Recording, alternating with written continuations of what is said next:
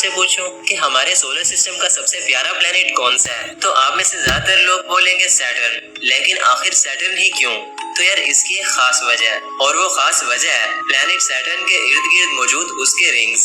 अब मानो या ना मानो, लेकिन सैटर्न के रिंग्स ही हैं जो कि इसको खूबसूरत बनाते हैं, क्योंकि अगर उनको हटा दिया जाए तो सैटर्न कुछ ऐसा दिखेगा जो कि शायद बिल्कुल भी प्यारा नहीं होगा। तो सैटर्न की रिंग्स ही हैं जो कि इसको बाकी सब प्लैनेट्स से अलग बनाती हैं और इसको एक आइकॉनिक शेप देती हैं। अब किसी इंसान को बाकी प्लैनेट्स के नाम याद हो या ना हो, लेकिन सैटर्न का जरूर होता है, क्योंकि पहली मर्तबा देखने पर ही ये बाकी प्लैनेट्स से अलग दिखाई देता है और काफी प्यारा भी लगता है। और यही वजह है कि इसको the jewel of solar system यानी कि सोलर सिस्टम का गहना भी कहा जाता है। अब दिखने में तो सैटर्न सबसे प्यारा है ही, लेकिन जितना ये प्यारा है उससे कई गुना ज्यादा ये खतरनाक है, क्योंकि अक्सर प्यारी चीजें खतरनाक ही होती हैं।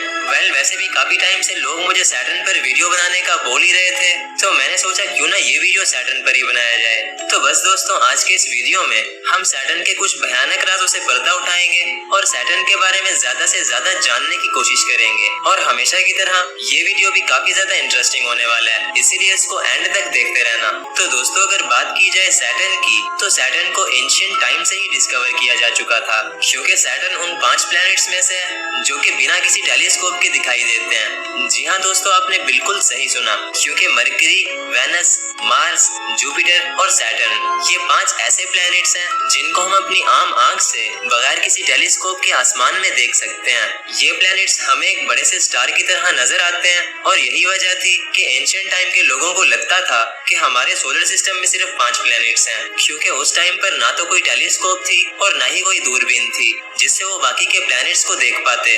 उनको ये 5 प्लैनेट्स एक बड़े से स्टार की तरह नजर आते थे, तो उनको यही लगता था कि सोलर सिस्टम में सिर्फ 5 प्लैनेट्स हैं। इनफैक्ट सैटर्न को भी एंशिएंट लोगों ने पहले से ही देख तो रखा था, लेकिन उन्हें एक बात कभी पता नहीं चली, और वो ये कि सैटर्न के गिर्द कोई रिंग्स भी हो सकती हैं। जी हाँ दोस्तों, सैटर्न की रिंग्स पहली बार 1610 में डिस्कवर हुई थी, और उनको डिस्कवर करने वाला और कोई नहीं बल्कि टेलीस्कोप का इन्वेंटर यानी गैलीलियो गैलीली था। गैलीलियो ने पहली बार टेलीस्कोप से सैटर्न को देखा, और सैटर्न को देखने के बाद उसे पहली बार ये पता चला कि किसी प्लेनेट के गिर्द रिंग्स भी हो सकते हैं। और फिर 1610 से लेकर अब तक साइंटिस्ट्स को ये पता चला कि सैटर्न अकेला प्लेनेट नहीं है जिसके गिर्द रिंग्स हैं। जी हाँ दोस्तों, आपको ये जानकर हैरानी होगी कि सैटर्न के अलावा जुपिटर, यूरेनस और नेपच्यून के गिर्द भी रिंग्स हैं, लेकिन दोस्तों वो रिंग्स सैटर्न के रिंग्स के जैसे डार्क और विजिबल नहीं है। वो रिंग्स काफी लाइट हैं और दूर से देखने पर बिल्कुल भी नजर नहीं आती। यानी सैटर्न ही एक ऐसा प्लेनेट है जिसका रिंग सिस्टम सबसे बड़ा और हाईली विजिबल है। दोस्तों, सैटर्न का रिंग सिस्टम बहुत ही बड़ा है। ये इतना ज्यादा बड़ा है कि इसके साइज का अंदाजा लगा पाना भी मुश्किल है। इसके साइज का अंदाजा आप इस बात से लगा सकते हैं कि इस रिंग सिस्टम के अंदर हमारी अर्थ जितने 1 बिलियन प्लैनेट्स फिट आ सकते हैं। और ये मैं नहीं बल्कि गूगल और चैट जीपीटी दोनों बोल रहे हैं। दोस्तों, सैटर्न के मेन 7 रिंग्स हैं जो कि सबके सब पत्थर और बर्फ के टुकड़ों से बने हुए हैं। और अगर बात करें उन टुकड़ों के साइज की, तो उन टुकड़ों का साइज एक मिट्टी के जर्रे से लेकर एक बड़े पहाड़ जितना हो सकता है। और अब जबकि हम बात कर रहे हैं रिंग्स की, तो हमारे दिमाग में एक सवाल और आता है, और वो ये कि आखिर ये रिंग्स बनी कैसे होंगी। अगर इस सवाल का जवाब ढूंढना है तो उसके लिए हमें वक्त में पीछे जाना पड़ेगा, यानी उस वक्त जब सैटर्न नया नया बना था। दोस्तों, साइंटिस्ट का ये मानना है कि आज से 4.5 बिलियन साल पहले, यानी जब सैटर्न नया नया बना था, तो उसके पास कोई भी रिंग्स नहीं थी। हाँ, लेकिन बहुत सारे चांद जरूर थे जो कि सैटर्न के गिर्द घूम रहे थे। लेकिन फिर एक दिन कुछ अजीब हुआ होगा। दोस्तों, साइंटिस्ट का ये मानना है कि सैटर्न के एक चांद से एक बड़ा सा बर्फ का गोला टकरा गया होगा, जिससे वो चांद अपनी जगह से हिलकर सैटर्न के करीब आ गया होगा।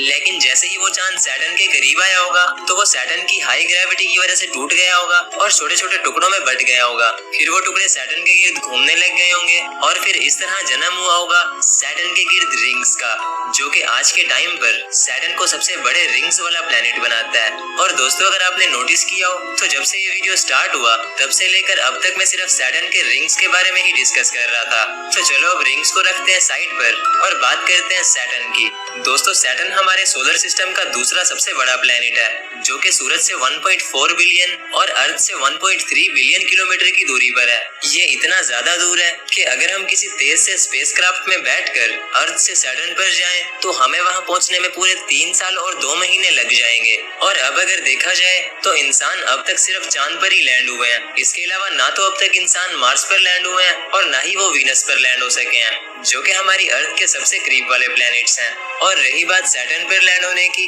तो मैं आपको बता दूं कि सैटर्न एक गैस प्लैनेट है, जिसकी वजह से वहां लैंड होने के लिए कोई जगह नहीं है। सैटर्न एक बहुत ही बड़ा गैस जायंट है, जो कि बहुत ही खतरनाक गैसेस से बना हुआ है। और अब आप जरूर ये सोच रहे होंगे कि अगर कोई सैटर्न पर लैंड हुआ तो उसका क्या होगा।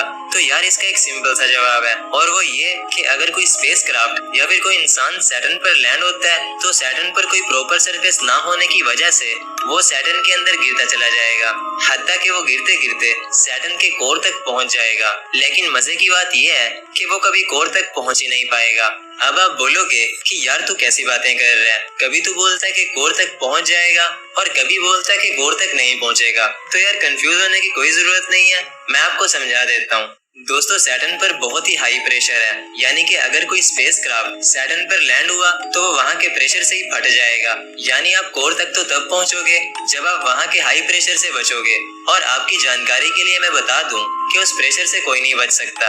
इसी तरह अगर हम बात करें सैटर्न के साइज की, तो दोस्तों सैटर्न एक बहुत ही बड़ा प्लेनेट है। इसके साइज का अंदाजा आप इस बात से लगा सकते हैं कि सैटर्न की चौड़ाई हमारी अर्थ से पूरे 10 गुना ज्यादा है, और सैटर्न के अंदर अर्थ जितने 764 प्लैनेट्स फिट आ सकते हैं। ऐसे ही अगर हम सैटर्न का साइज हमारे सन से कंपेयर करें, तो हमारे सन के अंदर 1700 सैटर्न फिट आ जाएंगे। दोस्तों सैटर्न की रोटेशन अर्थ से काफी ज्यादा फास्ट है।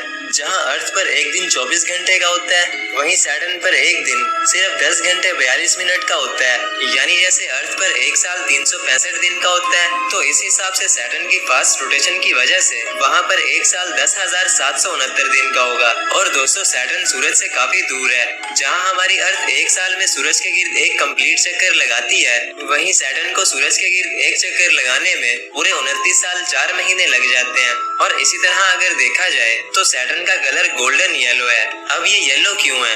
ये ब्लू भी तो हो सकता था ना, क्योंकि वहाँ का टेम्परेचर नॉर्मली -150 डिग्री सेल्सियस तक चला जाता है, जो कि अंटार्कटिका से भी 3 गुना ज्यादा ठंड है। तो फिर ये आखिर येलो क्यों है? वेल साइंटिस्ट का ये मानना है कि सैटर्न का ये येलो कलर सैटर्न के बादलों की वजह से है, क्योंकि सैटर्न के बादल येलो कलर के हैं, जो कि अमोनिया आइस से बने हुए हैं। जब सूरज की रोशनी उन बादलों से रिफ्लेक्ट होती है, तो वो सैटर्न को येलो कलर का बना देती है। अब सैटर्न के बारे में सब कुछ जानने के बाद हमें ये पता चलता है कि सैटर्न पर कभी लाइफ पॉसिबल हो ही नहीं सकती। पहली बात कि सैटर्न पर कोई ग्राउंड नहीं है, और अगर होता भी तो वहाँ इतनी ठंड है जो कि हमारी हड्डियों तक को फ्रीज कर देगी। इसके अलावा ना तो वहाँ रहने के लिए प्रॉपर सनलाइट है, और ना ही अर्थ के जैसे पानी और ऑक्सीजन वगैरह। तो सैटर्न पर लाइफ के सुराग ढूंढना तो दूर, बल्कि उसके बारे में सोचना भी बहुत बड़ी बेवकूफी होगी। वेल सैटर्न हमें जीने की उम्मीद तो नहीं देता, लेकिन उसके कुछ चांस जरूर देते हैं। जी हाँ दोस्तों, सैटर्न के पास इस टाइम 145 मून्स हैं, जो कि उसको सबसे ज्यादा मून्स रखने वाला प्लेनेट बनाते हैं। इतने ज्यादा मून्स ना तो जुपिटर के पास हैं और ना ही किसी और प्लेनेट के पास। जब साइंटिस्ट ने सैटर्न के मून्स को स्टडी करना शुरू किया, तो उन्हें एक बहुत ही इंटरेस्टिंग चीज पता चली, और वो इंटरेस्टिंग चीज थी लाइफ के सुराग। अब वो क्या सुराग थे, इसके बारे में हम जानेंगे सैटर्न के पार्ट 2 में। अगर जानने का जरा भी शौक रखते हो तो चैनल को फॉलो और सब्सक्राइब कर लो, ताकि मेरा और आपका कनेक्शन जुड़ा रहे। बस तो फिर मैं मिलता हूँ किसी नेक्स्ट वीडियो में, तब तक के लिए अल्लाह हाफिज।